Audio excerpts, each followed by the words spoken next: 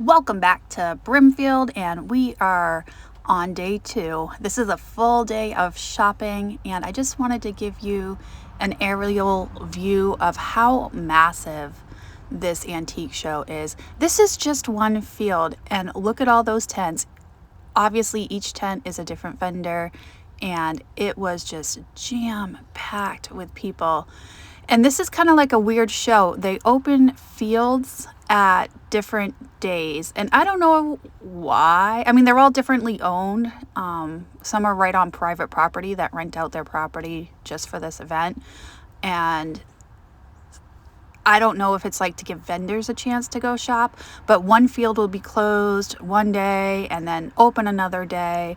So this was the first day this particular field was open, and it didn't open until noon, and the line was like so long just to get in, and it was a $5 cover charge just to get into this field, which was fine for early shopping. But look how crowded it is, and look at how massive it is. It was definitely worth the $5 cover fee, so I didn't mind that at all. We had some really good finds in this particular section of the show.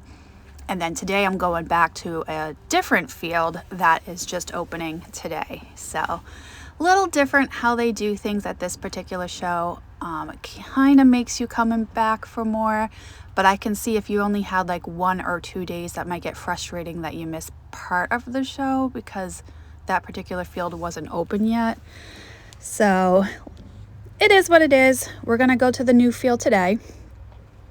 Okay, so let's start looking at all these treasures. This is an adorable little porcupine bank with flowers on it. Some DeGrazia photos there. I'm like, oh, those are DeGrazia. Look at that. They were so cute. And then over here, she had some jewelry. Looking through the jewelry, nothing stood out. But then right off the bat, and one of the very first booths I went to was the paperweight section of the entire show. And he had some great ones. That's a St. Clair there. There was some Murano. He had Kerry glass. I mean, he had a lot of different Murano pieces. And there's a couple of Caithness in there. And he had a Matem, a Brian Matem, and some that are signed that I haven't quite sat down to research just yet. So basically, I made me a big pile. I bought probably 2/3 of the ones on the table there, and I'll show you them all at the end, but they were good. So I made a pile, and he gave me one price for all of them. He ended up giving me like 1/3 off the price since I got so many. All right, and here is this adorable vase. I loved this pull feather effect, and it was kind of like a squatty, not a vase, little dish. And I thought for sure it was Abelman, but it's not. I don't remember who it was, but I couldn't read the signature. The vendor told me. This is OBG glass, ornamental blown glass. It is marked on the bottom. It was beautiful, but I believe it was $95, so that was a little too high for me. But I still like looking at it. Look at the glaze. That was a beautiful little blue drip going right down the middle. And some Weller pottery up there. And then there was just rows and rows of jewelry to dig through. And after editing quite a few videos, I decided that watching me dig through jewelry is pretty much the most boring thing ever. So I don't mind giving you like a wide shot and then showing you what I picked out, because after about 20-30 seconds of digging through the same pile, I think it's kind of boring. Tell me if I'm wrong. If you like watching me dig, throw it in the comments and I will reconsider. But I didn't think you guys wanted to watch me dig through all of this jewelry. Look at it all. And then over here, this vendor had some beautiful Bakelite, lucite, and celluloid pieces, and I had to check them out. Look at that apple. That was really pretty. So in this particular booth, I did end up getting a couple of pieces. Oh my God, that owl was amazing. And there was a raccoon, a Bakelite raccoon. He was $395. Yeah. I mean, it's fantastic. I can't do $395, but it was fantastic. Really fun pieces, like not very common Bakelite in this particular booth. I did get a couple pieces. I'll show you later. I got micro mosaics from that other booth. Here, I hit the jackpot. This vendor is like, yeah, the bracelets are 3 for $12. He has Bakelite. He has celluloid. He had lucite. I got quite a few pieces out of this booth. And he also had some really good, I bought that one. All the ones in my hand I bought. He also had some really good brooches. And I'll show you a little screenshot of that too. I mean, the prices were so good. I had to like decide which ones I wanted. Because I did want to get the deal. Because it was higher if you didn't buy 3. I did buy that one. I love the celluloid pieces. And this particular vendor had a really nice aesthetic. It drew me in just because the way she had it set up. Like it was very thoughtfully, carefully set up, well organized, and just real pretty and pleasing to the eye. A lot of primitives here. She had huge tables in the front that were just gorgeous. Little bud face, I believe that's Westmoreland. And I wish I could have the space for one of those beautiful tables. They were gorgeous. And look at these. These are Norcrest little bird wall pockets. They were $18 each. And I considered getting a couple, but I didn't know the comps on them. And honestly, I didn't really want to spend the time looking them up. So, and one had a chip. So I could have bought just a set of 2. It's a real pretty mug. I thought it was going to be Italian. It was not marked, so I'm not sure on that. Pitcher. That would be a really big mug, but you know, we like our coffee.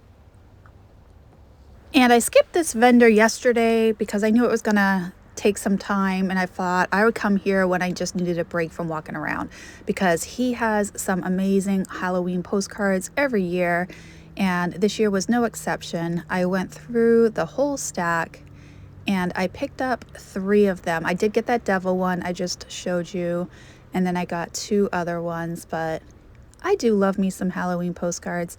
I'm not big on the ephemera, but I do like me Halloween, and even some good Santa postcards. I'll pick them up if the price is right. I did pay up for these. He gave me a little bit of a break because I bought 3 of them, but I did pay up, mostly because I like them.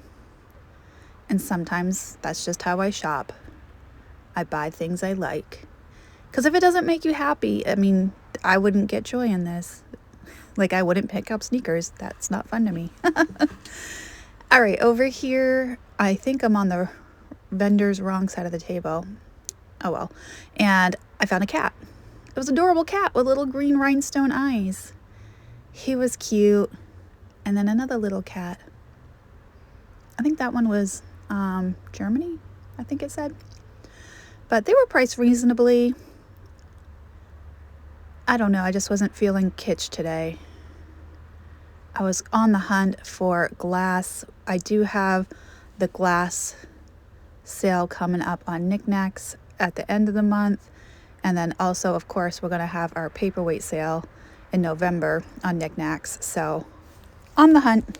And speaking of glass, here's some beautiful carnival glass, some nice imperial, some Fenton pieces. There was a thumbprint that I'm looking at from Fenton, real pretty.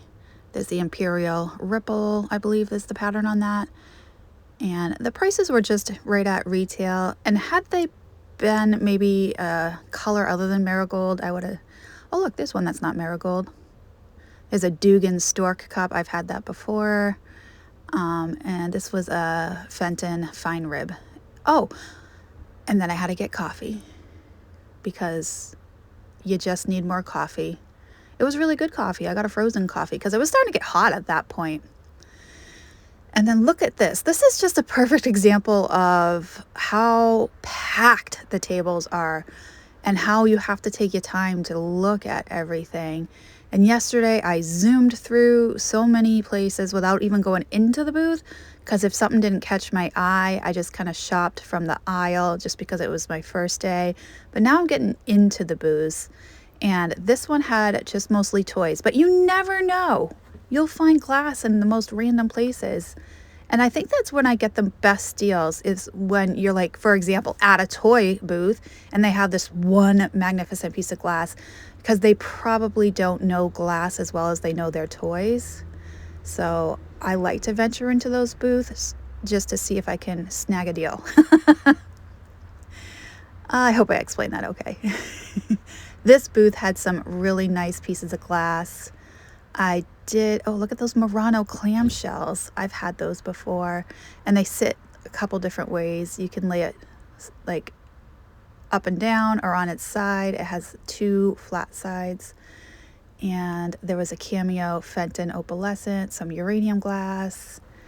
At this particular booth, there was some fantastic Halloween. There was some new mixed with some old, but mostly vintage Halloween. And I love me some vintage Christmas, some vintage Halloween. And she had both.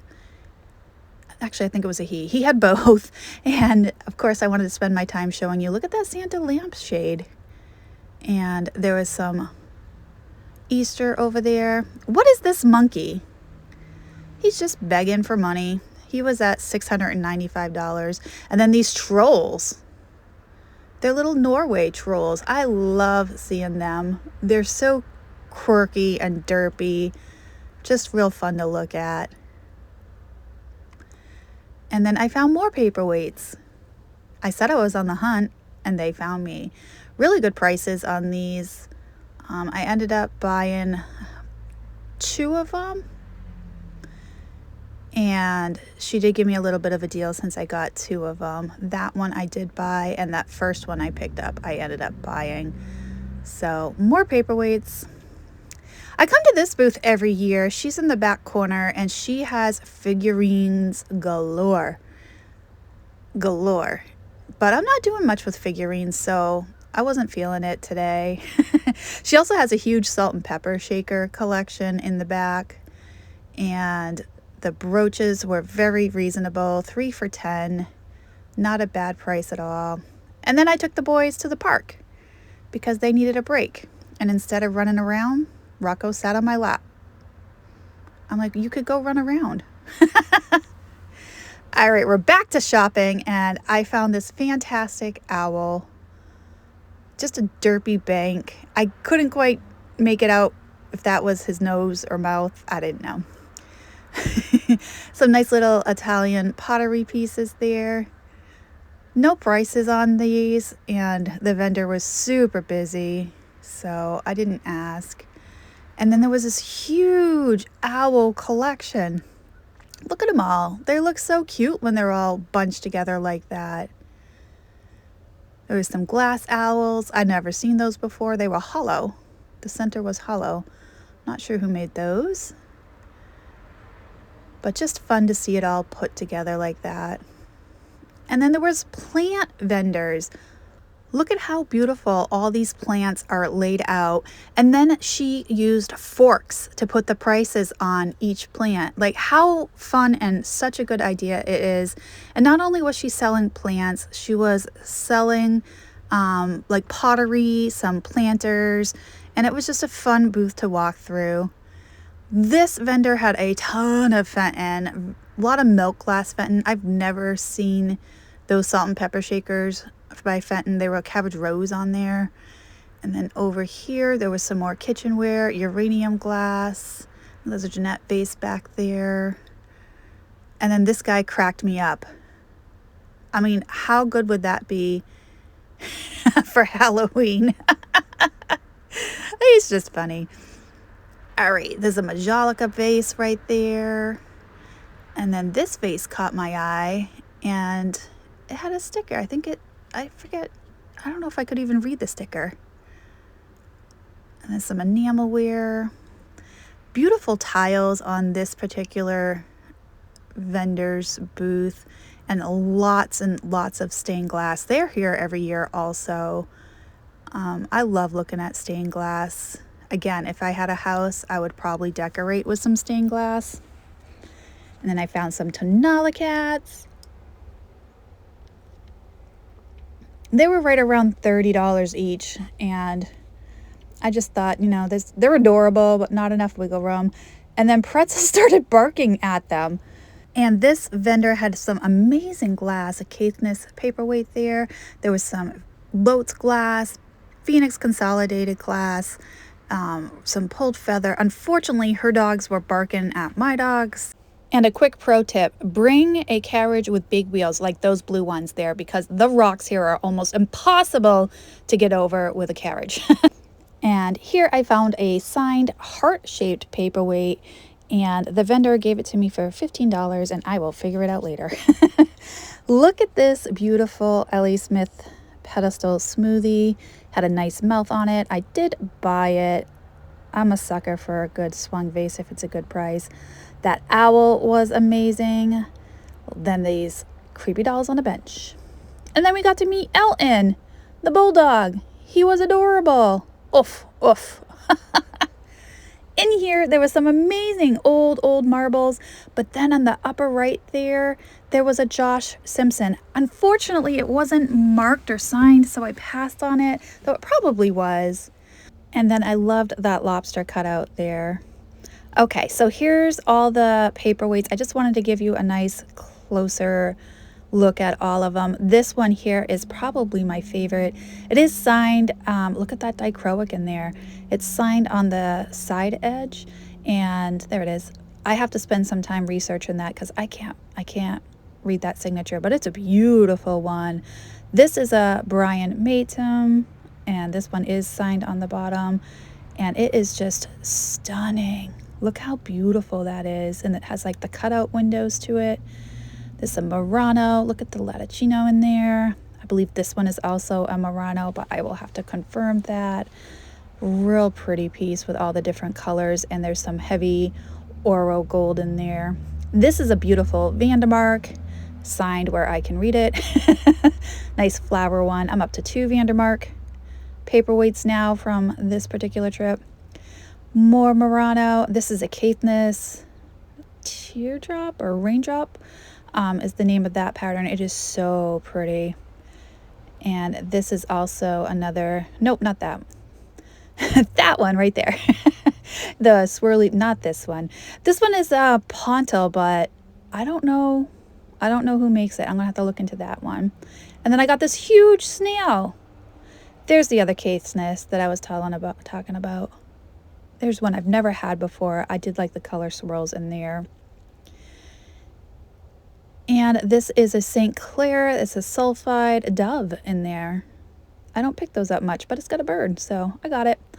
And then this is a beautiful Matum Studio vase, and I got that for $18. It was a steal. And of course, I got all of this jewelry, mostly from that 3 for $12. But look at that mushroom. I've never seen an enamel mushroom before. There's some micro mosaics that I got. And it was just a really fun trip. Here are the Halloween postcards that I ended up buying. I love that devil one. Here's the smoothie. Don't mind my washcloths hanging in the back there. I got a perfume bottle, and this Jack in the Pulpit was part of that huge paperweight clump sale. So overall, I was really happy with what I picked out. Real pretty pieces in there, so I'm super excited about that. I'm gonna hoard those away to the glass sale, and then some for the paperweight sale. And here is Rocco, all tuckered out, all covered in his blankies. Thanks for watching, and I'll be back tomorrow with part 3.